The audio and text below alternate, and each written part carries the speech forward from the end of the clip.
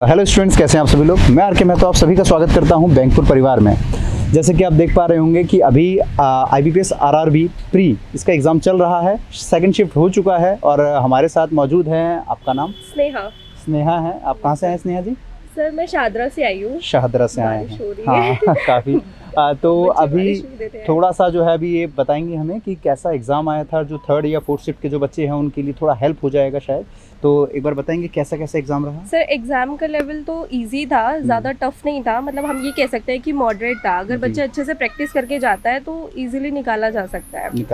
जी, कुछ क्वेश्चंस थे जैसे कि सिंप्लीफिकेशन के, जिसमें आपको फ्रैक्शंस वगैरह थोड़ा टफ पूछा गया था। तो अगर वो आप प्रैक्टिस करते हो तो थ्रू प्रैक्टिस हो सकती है चीज़ें। मतलब ये है कि काफ़ी मॉडरेट लेवल रहा है। मॉडरेट लेवल था, कोई टफ नहीं था इतना। इवन पजल्स DI तो ये हो रही थी। एक DI बहुत डिफिकल्ट थी। अच्छा। हाँ जी।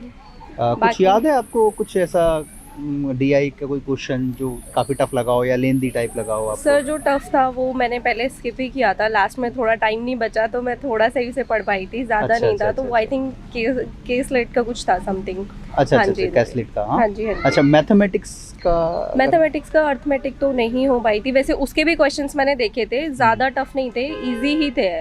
एक्चुअली इसमें मेन होता है टाइम का। अगर टाइम ज़्यादा हो तो बच्चा सब कुछ कर सकता है, लेकिन टाइम बहुत कम होता तो स्पीड चाहिए होती है। राइट। तो वही स्पीड का खेल है सर। तो बच्चों, जैसे कि आप देख रहे होंगे जिनका भी नेक्स्ट शिफ्ट में एग्ज़ाम है या फिर जो अपकमिंग डेज में एग्ज़ाम है, तो उन बच्चों के लिए क्लियरली ये मैसेज है कि सिर्फ और सिर्फ प्रैक्टिस पे फोकस करना है। आपको सिर्फ प्रैक्टिस पे फोकस करना है।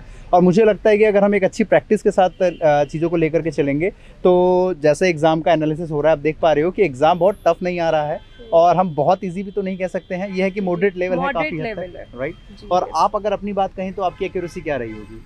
सर मैं नहीं बोल सकती ऐसे, बट मेरा पूरा था कि हाँ जो कोशिश की थी वो। चलिए, हमारी ब्लेसिंग्स रहेगी कि आपका जल्दी से जल्दी सिलेक्शन हो जाए और आप जल्दी कामयाब हो जाएं इस फील्ड में। Thank you sir. तो बच्चों, ये हमारा एनालिसिस था सेकंड शिफ्ट का। अभी थर्ड शिफ्ट का जो कोई बच्चा जो एग्ज़ाम देने जा रहा है या फोर्थ शिफ्ट का, उसके लिए आपका क्या मैसेज होगा?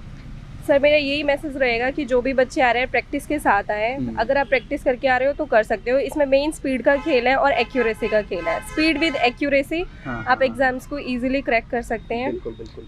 जी सर, और बस यही है। सिंप्लीफिकेशन के क्वेश्चंस भी बहुत इजी थे, कुछ ही क्वेश्चंस थे जो डिफिकल्ट थे। DI पजल इजी थी, एक DI टफ थी जो मैंने आपको पहले ही बताया।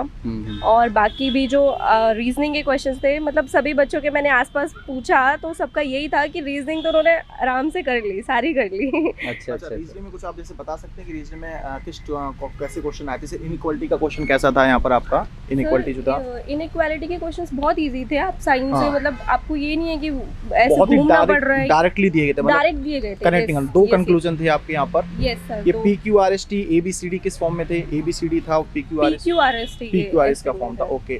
ब्लड रिलेशन का क्वेश्चन कैसा था इसमें? ब्लड रिलेशन नहीं मिला सर मुझे। डायरेक्शन डिस्टेंस के क्वेश्चंस थे। ओके। डायरेक्शन डिस्टेंस का क्वेश्चन कैसा था? डायरेक्शन डिस्टेंस का वो भी बहुत इजी था, वही नॉर्थ ईस्ट वेस्ट, मतलब इतना नहीं घुमाया गया था। और आपसे डिस्टेंस भी नहीं पूछा था, उसमें ये पूछा हुआ था कि जैसे RS से या SJ से कि कैसे वो बन रहा है। ओके, मतलब कितना डिस्टेंस पर है। हाँ, जैसे करेक्ट और राइट एंड ट्रू में जो होता है। ओके। अच्छा, इसके साथ आपने बताया था नंबर्स वाले कुछ क्वेश्चन आए थे, 3 डिजिट के नंबर थे। हाँ जी, वो इंटरचेंज करना, फर्स्ट को थर्ड से इंटरचेंज करना। कोडिंग के उसके 5 क्वेश्चंस आए थे। 5 क्वेश्चन थे। ओके। और इसी के साथ उसमें अल्फाबेटिकल सीरीज के भी अलग से क्वेश्चन आए थे, कुछ लेटर्स नंबर ऐसा कुछ था क्या? हाँ जी, वो भी आए थे। कितने क्वेश्चन थे? वो आई थिंक 5 क्वेश्चन थे उसके वो भी। हाँ, 5 थे। 5 क्वेश्चन थे। ओके। सिलॉक्स के क्वेश्चन थे कुछ, ओनली फ्यू थे। Yes sir. उसमें सब ओनली फ्यू के ही था? ज्यादातर ना ओनली फ्यू का ही पूछा गया था। ओके, मतलब 5 क्वेश्चन ओनली फ्यू पे थे। ओनली फ्यू तो हर क्वेश्चन में मिला। उसमें कैसे क्या वर्ड यूज किया गया तो कुछ बता सकते हैं? कुछ याद हो एक आध वर्ड कोई ओनली फ्यू के साथ? सर वैसे मैं सिलोगिज्म के बहुत इजी बने थे वो, जैसे कि 2 कंक्लूजन के थे। हाँ, 2 कंक्लूजन के थे और ओनली फ्यू पे ही बने थे। अब जैसे आप ले लो A B है। हाँ, ABCD के फॉर्म में थे क्वेश्चन, मतलब किसी को नेम भी थे, कुछ नेम भी थे। ओके। अच्छा, इसके साथ सेटिंग पजल का जो क्वेश्चन आपने बताया था उसमें कौन सा था? 3 मंथ्स थे और 2 डेट्स वाला क्वेश्चन था। 2 मंथ्स वाला था। ओके, 3 महीने थे सर, 2 डेट थी ना? 6 लोगों को अरेंज करना था उसमें। Yes sir. ओके। इसके साथ और भी क्या था सेटिंग पजल में, अगर आपको याद हो? और सिटिंग पजल में एक स्क्वायर वाला था। स्क्वायर वाला था Okay. और उसमें इन्होंने क्या कर दिया था, हर बार ये होता था कि कॉर्नर वाले जो होते थे वो बाहर डायरेक्शन में देखते हुए, इस बार इनसाइड लेकिन इनसाइड दे दिया था। तो आपको क्वेश्चन बहुत ढंग से Okay. पढ़ना है। मतलब जो कॉर्नर वाले इनसाइड दिख रहे थे, मिडिल वाले मिडिल वाले को आउटसाइड कर दिया था। ओके हाँ। ओके, मतलब पेपर क्वेश्चन नहीं सिंपल तो था बच्चे होते हैं ना कि बहुत स्पीड में हाँ। होते हैं कि फटाफट हर बार कि यही corner रहेगा, नहीं देते बच्चे हैं। कुछ पहले से बना लेते हैं कि हाँ यही Yes, मिलेगा sir. हमको एटलीस्ट। ओके और मैंने फिर ध्यान से पढ़ा, मैंने कहा ओके नहीं। ओके। सिटिंग पजल में और भी क्वेश्चन आया था, कौन सा था इसमें? जैसे स्क्वायर वाला हो गया, फ्लोर वाला कोई था क्वेश्चन, नहीं सर, फ्लोर नहीं था और कोई कुछ याद आ रहा हो सिटिंग पजल में? आई थिंक पजल में एक तो वही एक ही देखा मैंने। कोडिंग डिकोडिंग से कोई प्रश्न आया हो? कोडिंग डिकोडिंग से क्वेश्चंस नहीं आया था, इंटरचेंज आई थी बस। इंटरचेंज वाला Yes, क्वेश्चन sir. था। चलिए, ऑर्डर रैंकिंग का कोई क्वेश्चन था यहाँ पर? रैंक किसी एज के अकॉर्डिंग मार्क्स दिए, हाइट No, के sir, अकॉर्डिंग no, कोई sir. था?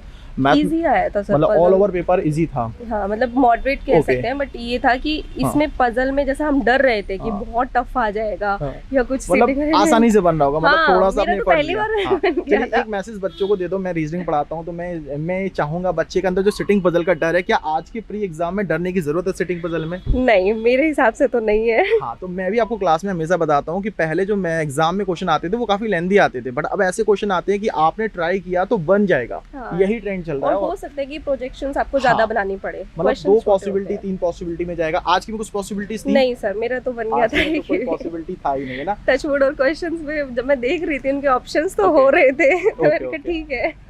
चलिए, तो ओवरऑल जो पेपर था आपका पहली शिफ्ट में भी आसान था, बट पहली शिफ्ट के कंपैरिजन में सेकंड को थोड़ा सा मॉडरेट बताया है। बाकी बच्चों से भी जो पता चला है, तो वो आपका जो शिफ्ट बाई शिफ्ट का रहता है, नॉर्मलाइजेशन सिस्टम होता है, तो उससे कोई ऐसी खास प्रॉब्लम नहीं आने वाली है। दोनों को इक्वल ही रखा जाएगा वो नॉर्मलाइजेशन की वजह से यहाँ पर। चलिए, तो ma'am thank you so much, आपने इतना टाइम Thank दिया, और you, बाकी sir. सभी बच्चे मैम को थैंक यू जरूर बोलिए कि उन्होंने इतना समय दिया और आपको सारी चीज़ें यहाँ पर बताई हैं यहाँ पर।